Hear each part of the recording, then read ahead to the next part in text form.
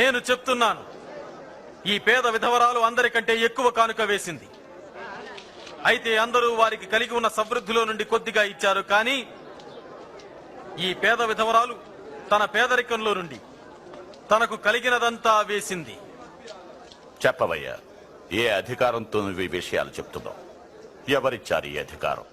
నేను మిమ్మల్ని ఒక ప్రశ్న అడగనివ్వండి. యోహానుకు బాప్తిస్వమునిచ్చే అధికారము దేవుని నుండి వచ్చినదా లేక మనుషుల వలన?